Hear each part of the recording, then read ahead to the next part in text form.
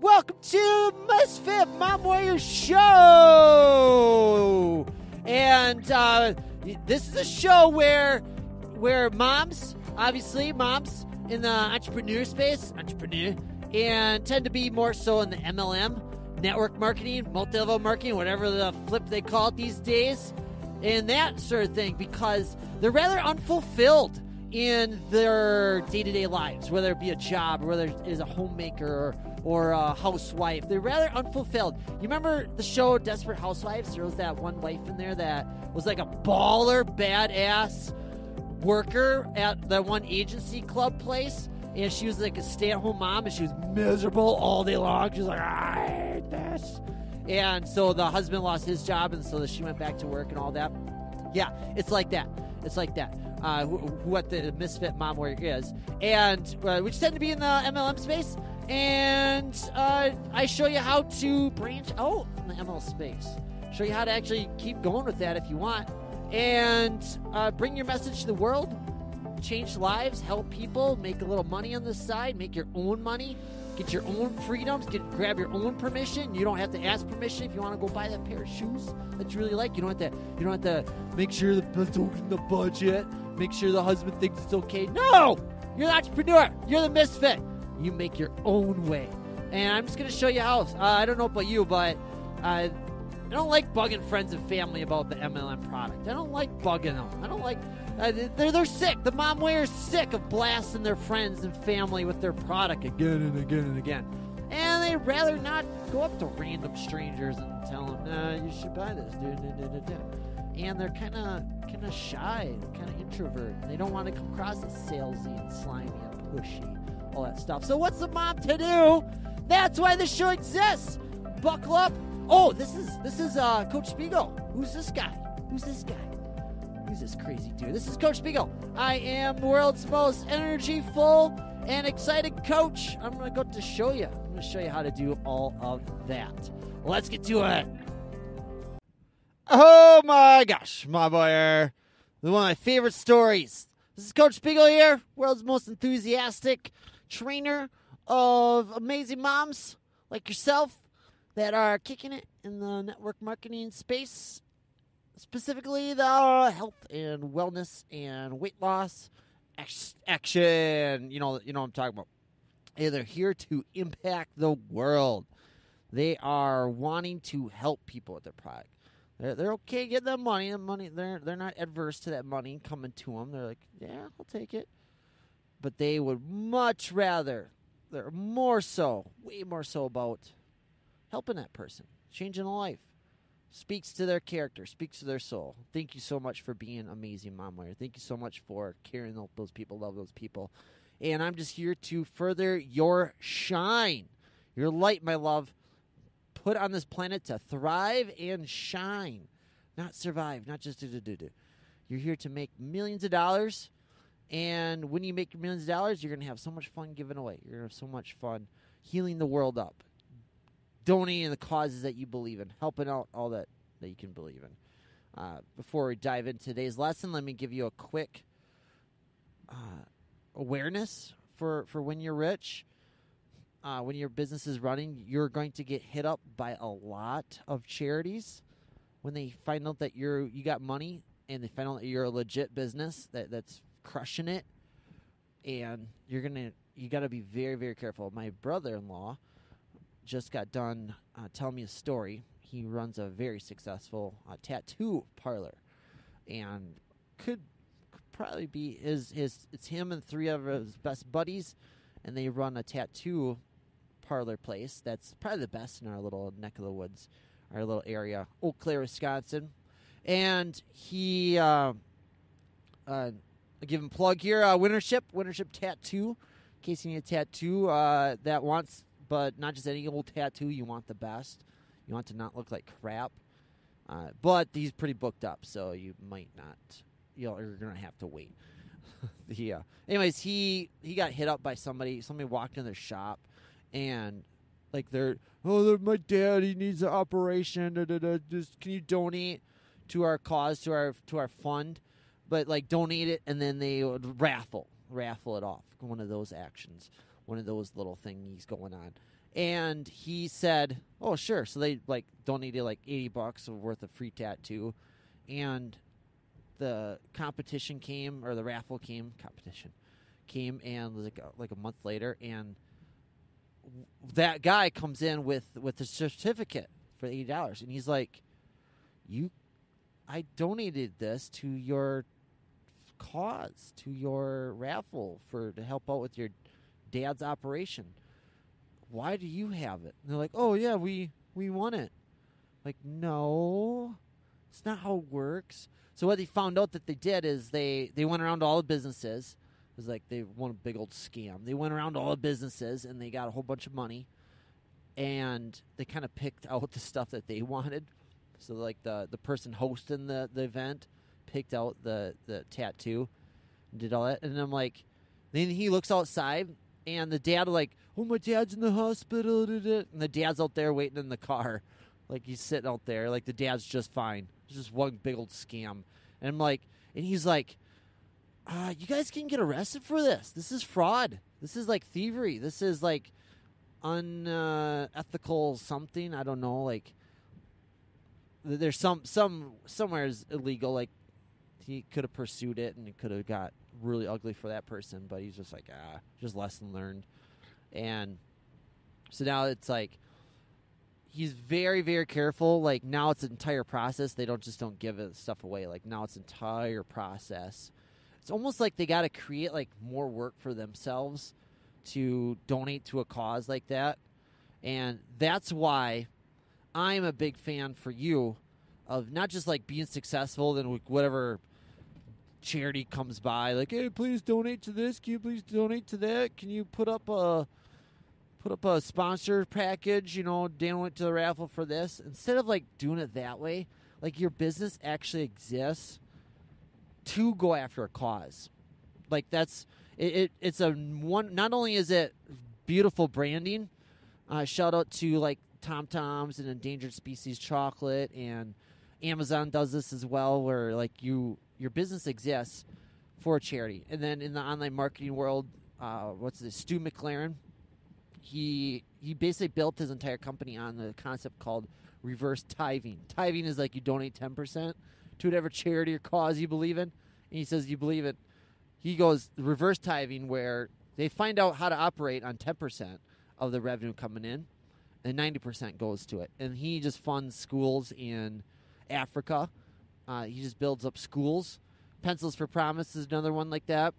And so it's for-profit businesses. And but the business like has jobs, like it created that, but all like the money profits coming in, they go all towards a cause, like heal the world or something like that. And which is why I'm talking to you today. Like, all the profits coming in from Misfit Mom Warriors, all that goes back into reaching more moms, helping out those moms. And I pretty much I got about 3-4 charities that I will donate to in the Mom Warriors, Misfit Mom Warriors name. Like, I'll donate that in their name. So I'll probably end up adopting that reverse type. Anyways, you get off subject. So instead of like, okay, now he's a tattoo artist, now he's a tattoo parlor, now he's like a car dealership, now he's a gym, now he's a yoga studio, Now the company exists to donate, to like coming in. So now all of a sudden you have XYZ person wanting to raise for money, and it's sad. Like, we shouldn't have to do this where we put up barriers and like this, and then people that kind of mess it up and screw it up for everybody else. Like that one girl, I think it was a girl. Or no, it was a guy that wanted the tattoo that basically stole a tattoo.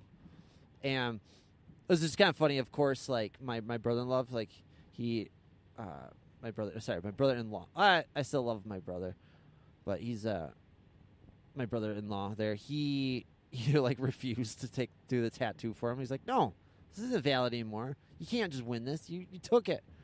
So of course he didn't give him the tattoo anyways. So kind of interesting story. So you have XYZ people that want to raise money for their respective charities or causes, what have you, and you say like, "No, we'd love to. Our business exists to help out this problem over here." Like, all our profits go to fighting breast cancer. All our profits go to, like, we are a for-profit business, and those profits go towards animals, healing up sheltered animals, homeless animals. It goes up to feeding the poor. We donated all. This is why our company exists.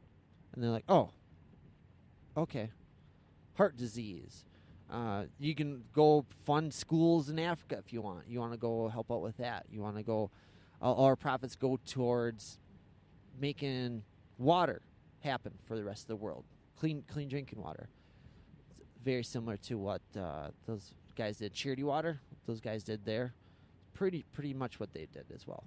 Like, all their profits went towards water in the rest of the world. So anyways, let's jump into Pre-Suasion. Another diving deep. 1 second. Let me grab a quick swig of water. Be right back. Mom Warrior! If you got the sound turned up, you might want to turn it down just a little bit here at this moment. I'm about to get a little fired up. I'm about to get a little livid. I'm about to tell you a very bad horror story that I went through, and I'm going to get a little passionate talking about it because they went about it so wrong. It was one of my very first network marketing experience in my upline. The guy was coaching me. Not a bad guy until the moment where he said, give me a list of your friends and family. Everybody you want to introduce this business opportunity to. Did he try to qualify anybody? Did he care if they're even into business? Did he care if they're happy? Nope. They were connections of mine, friends and family of mine. He's like, give me their names. I'm like, I'm not too comfortable with that, dude. I don't think. Give me their names or you're fired. I'm not teaching you one more thing. And so I ponied up. I did it, and it felt so horrible. I felt so awkward. I felt so uncomfortable. There I am three-waying with my friends and family. And to this day, I have friends that distance themselves from me, that still hold that against me. That has ruined that little exchange. Or ruined my relationship. It's a concept that's called pitch raping. It's the worst thing you could ever do. Tell me, is it fun to get raped? No! So why would somebody in their upline teach somebody else to get pitch raped? Those are my friends and family that didn't ask for that pitch. They felt punished because they were my friend and they were my family member. How horrible! Especially when there's a much better way. So much better way. 5,000 times better ways. It's called attraction-based marketing. Tell me, have you ever went and bought something, you saw an ad on the television, or you saw an ad on the radio, or you heard somebody talking about a movie that they watched, and you went ahead and you watched it? Or you saw an ad for a cool purse, or saw an ad for a restaurant, some specials on drinks or something like that night, and you're like, you know what? Ladies' night out. You know what? I think we're going to go to that bar. Did that person did you have to have one of their clients, one of their customers, one of their patrons call you up and three-way you on the phone with the owner, with the executive, with the CEO guy to have you do that? No! So why are they teaching that? Oh my gosh! Enough! It's attraction-based marketing. It's called ABM. I show you the essentials there. I show you how to do that. So you got people coming to you. People are coming to you, Mom Warrior. You don't got to do anything. You're the hot chick at the bar. You got guys coming to you to give you, hey, baby, you want to buy a drink? You want to buy you a drink? How much funner is that than, hey, guy, I'm somebody that's here that needs to da-da-da-da, and you should give me your number. No more of that. So go to freeabmcourse.com, and I'll show you all the essentials of that. Get people and customers and sign-ups and recruits coming to you so that you don't have to bug your friends and family. You just pretend you can do that if you want, but no, you don't have to. See you there. Let's get back to the show. And we are back. So it's one of the more amazing stories in the Pre-Suasion. This one right alone is, he tells the story right away, and it just worked marvelously right away in the book Pre-Suasion. As far as persuading Mr. Robert Cialdini, our author, our amazing author. Cialdini is Italian for really, really awesome guy. That's what Cialdini is Italian for, I do believe.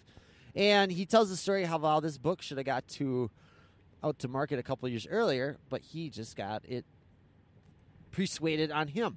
So he get a call from the dean at the college, and this is like a summer class or something like that. And he was planning to spend the summers working on this actual book, Pre-Suasion. And he gets called from the dean, and the dean calls him and says, "Hey, I got your new office. It's amazing. You got a new computer. It's really awesome. It's a beautiful view." And he goes, "You don't have to worry about doing, like, you don't have to worry about parking spot. We got your own parking spot." He just kind of like really, really gave him this awesome stuff. Like, he was on the new office for a while, and the dean and Robert Cialdini is like, "Awesome, thank you so much." And the dean comes back like, "Well, there's something you can do for me." And Robert Cialdini is like, "Okay, what is it?" He goes, "Well, we really need your help. We have a marketing class you got to teach to MBAs. It's going to take over the place of the summer, and we really need your help to teach it." And any other time, if Dean called him up, like on a Saturday, called him up like after a work day or something like that, say, "Hey, we really need your help," 100 out of 100 times it would have been absolutely no, because he values his free time. His time is very valuable to him, and he had something very important planned for the summer in order to do this and to write this book. So he's asking him to teach a class he's never teach, a marketing class, to students he's never taught before. So he's going to have to basically build a curriculum for it. A lot of time spent into it. Any other time he said, "Nope, sorry." But because the dean gave him all this stuff, starting with, "Hey, here's a cool class. Here's a cool office that you've been wanting for a while." He's like, "Awesome." He calls that moments. Robert Cialdini refers to that in the book like they're like moments we can coordinate in the prospect's mind. And so whoever it is that we're trying to persuade, there's moments that we can organize, that we can coordinate, that we can choreograph to have the chances of them doing what we want them to do heavily in our favor. And this is one of them. And so it's like a magical moment. They're like just like minutes, if that, where we do everything right, and they're like, we're really apt to agree to our offer, or whatever that we want them to do. So, and then of course, Robert Cialdini, it was very, very difficult for him to say no. It was extremely difficult. He's like, the dean just did all this stuff for him, and now he's asking to do all this. So of course he agreed to it. And then afterwards, he was just like, he wasn't kicking himself.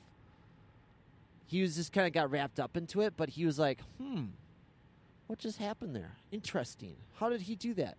And so then he like added that story into the book. It was just amazing story. So that's why we're in the attraction-based marketing world. We are heavily, basically it's the law of reciprocation.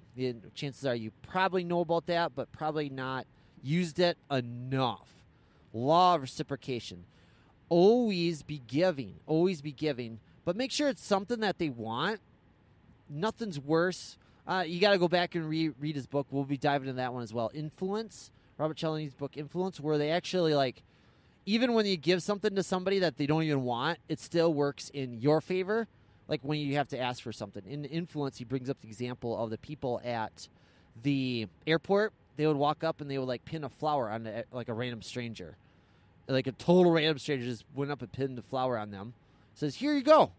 And the guy's like, "Oh, okay." And then they asked for a donation to whatever cause that they were in. And the odds of them getting money back were like really, really, really high.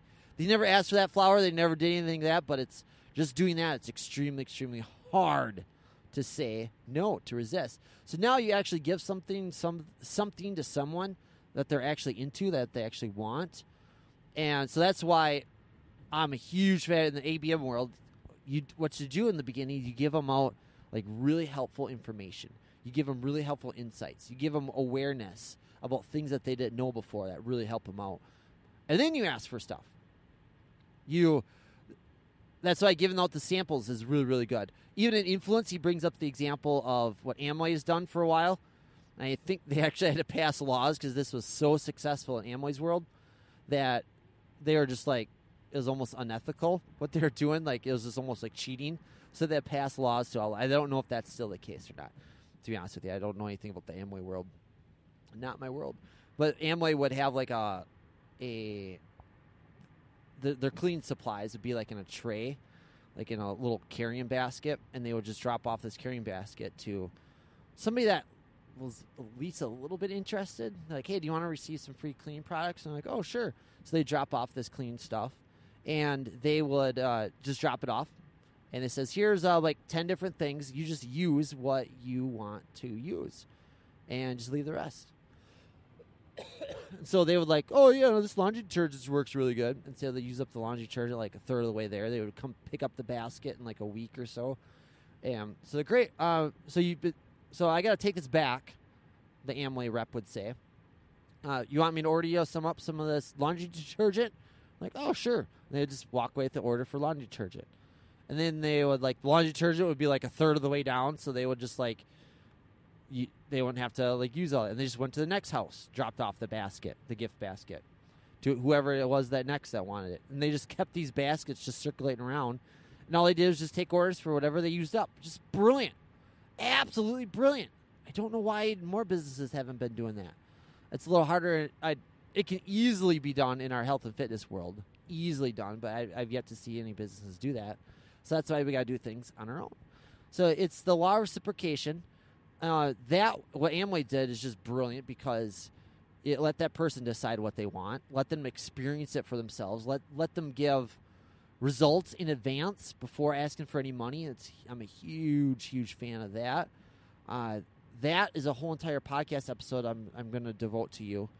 In fact, let me write it down here. We're going to have a whole entire section devoted to probably the most underutilized but most powerful secret weapon in the Misfit Mom Warriors arsenal is give results in advance. Just huge, huge, huge, huge. And it's so easy to do. I can't wait to hear about that. So anyways, law of reciprocation kicks in. So for the dean and Robert Cialdini's, it was he could not resist. He could not tell the dean no. It was like if he told him no, like obviously he could still hang on to the office, he could still do all that, but he was like, it's almost like he would have been thought of as a bleep hole to the dean now. Like all of a sudden he was like he's a scum. Let's say he's a user. He's a freeloader. Like he's like it's very, very hard. So when there's something that you need, that you would like somebody to do, how can you arrange it to give them stuff? And this is done like very manipulative. You just got to be genuine about it. This is why you want to like, it's not total random stranger. You just go up because chances are they're going to know about it already. Who gave me the example? Oh, I heard a story. So it was kind of used. A person was at a dentist's office. Excuse me. And they went to a dentist's office, and the hygienist lady, like they're waiting in the office, they came up and they gave the person that was waiting, they gave him something. Here's something to take with you. Who told me this story? I got to find out this story because it was just like you could tell that they were just given something just to like manipulate the process. They're like, here's a gift for you that the dentist wanted me to give you, and it was like a gift card or something like that, or a coupon, or like a toothbrush or toothpaste. Here's something that the dentist wanted me to give you. And then it was like, and then then the hygienist like walked on back, and they're like all excited, like, yeah, woohoo, we did it. That was so much fun. We did it. They're like scared to go do that. And then all of a sudden, like, and then they came up with the bill or something. I don't remember if it was the dentist's office or it was somewhere where just total random strangers were sitting in like a waiting room, and they gave them something. Like, here's a Redbox coupon for like $1 off your next Redbox. The dentist wanted me to give it to you. And people that didn't know any better were like, oh, cool. But then they like all of a sudden, like within another minute, they were like, here's the bill. And I don't even know if they did things right after that. But it was just like, I explained that really horribly. I apologize. I should have practiced that one.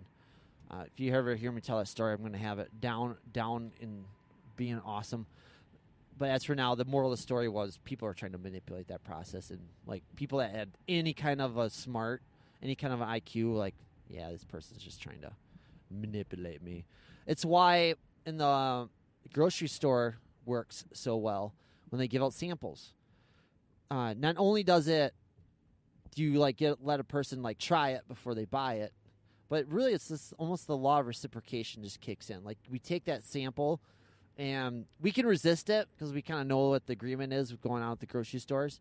But it's really, really hard, like, when they say, oh, yeah, they're on sale like that. And we like it even a little bit.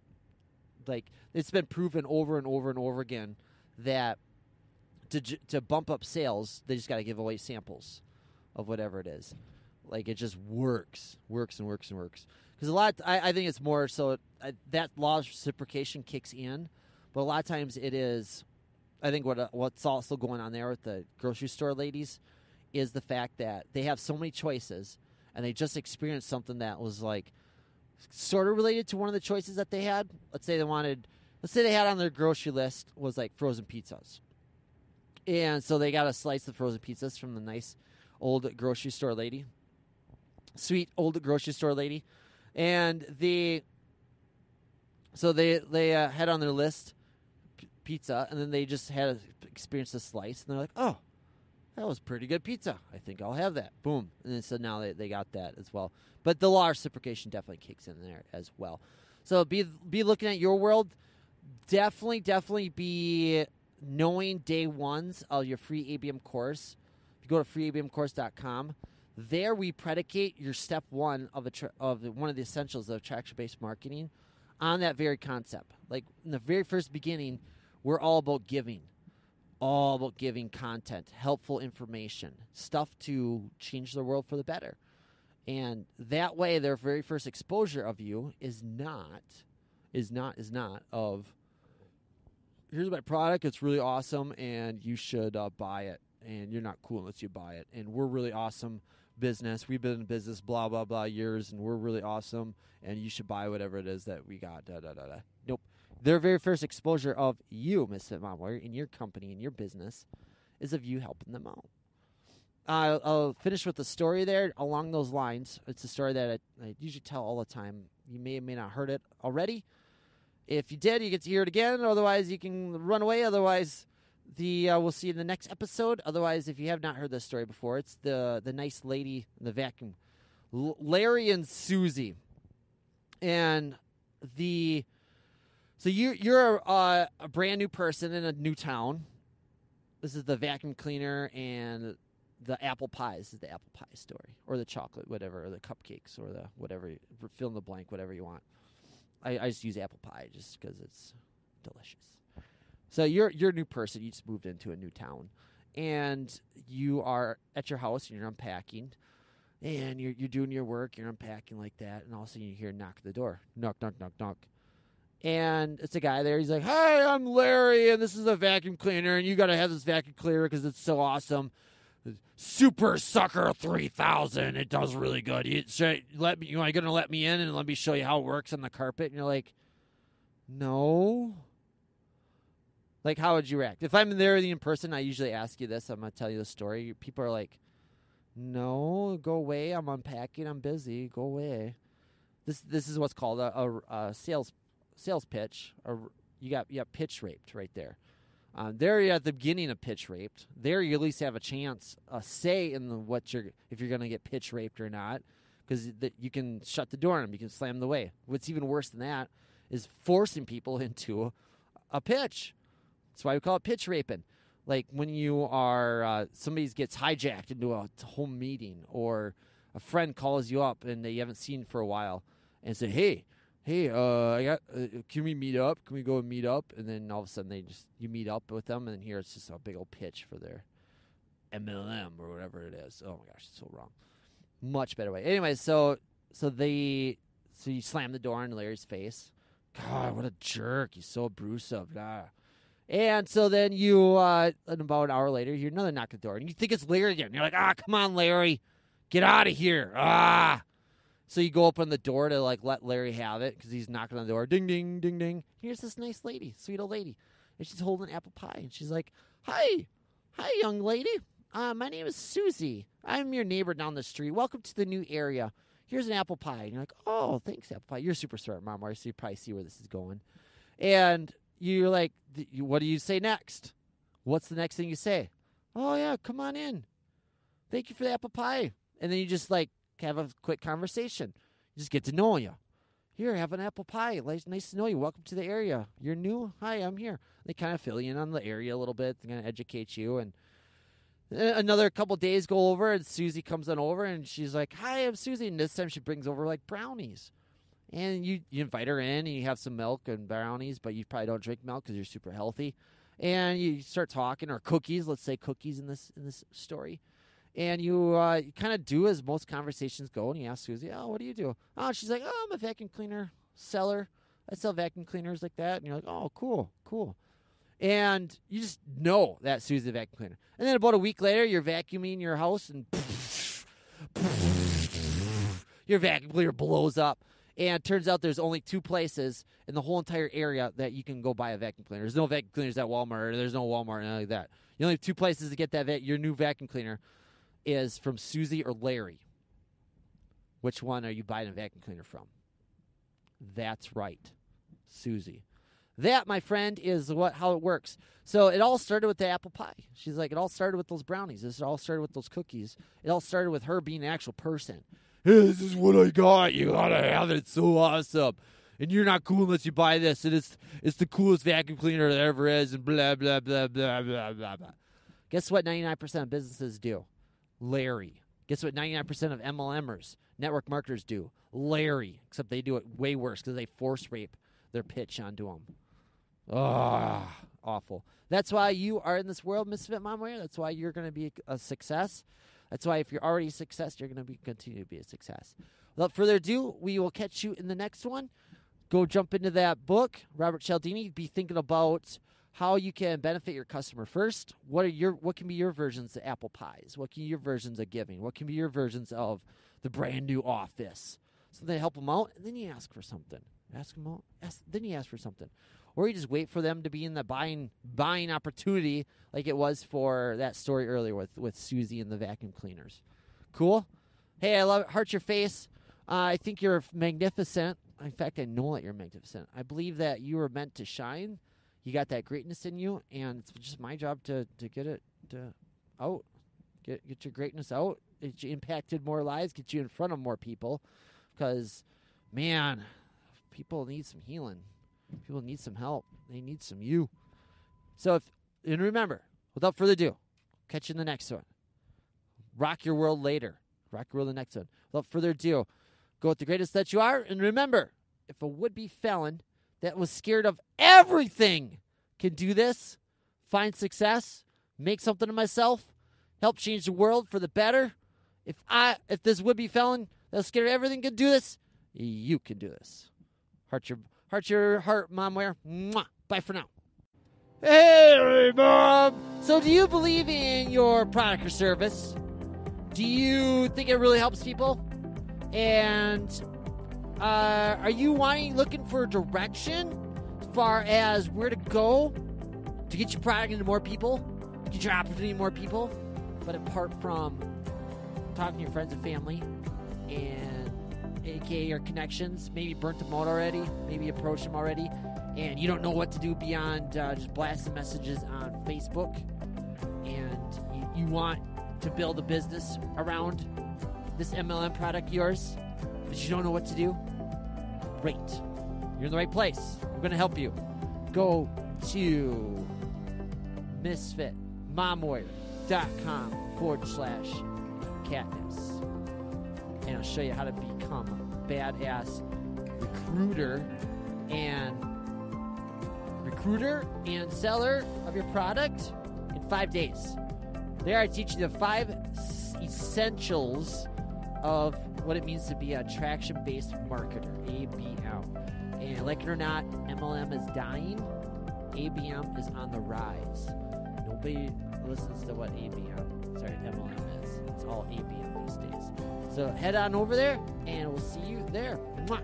Thank you for being great and awesome and wonderful, and keep helping change those lives that you are.